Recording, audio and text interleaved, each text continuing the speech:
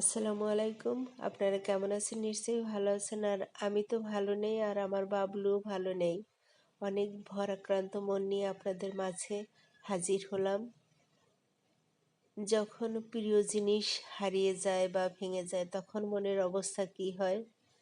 আমাদের অবস্থাও সেরকম হয়েছে।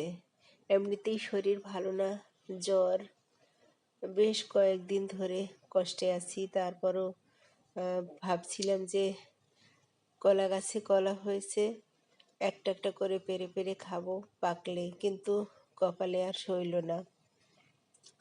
ছোট জাতের খাটো জাতের কলা গাছ আহ, হাত দিয়েই পেরে আনতে পারতাম, কিন্তু কি হলো,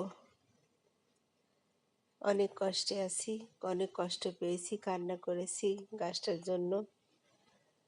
কিছুক্ষণ আগে আমি ভিডিও করে এনেছি, পরে গিয়ে দেখি কলা গাছ নেই। কোথায় গেল?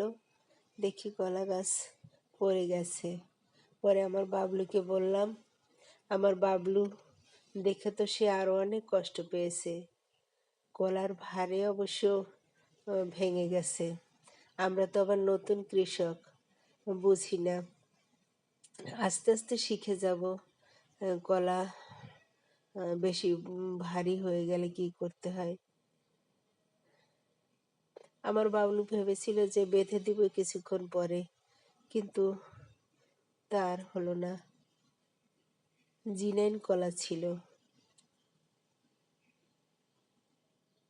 কি বলবো, মনের ভিতর অনেক কষ্ট।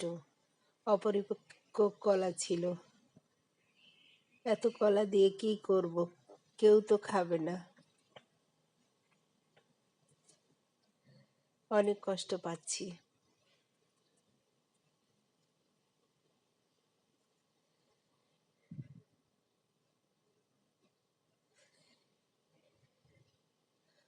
অনেক কষ্ট সাধনা করে আমরা এই কলা গাছটা কিনেছিলাম। খুব ইচ্ছে ছিল যে ছোট জাতের কলা গাছ লাগাবো, হাত বাড়িয়ে যেন কলা ধরতে পারি।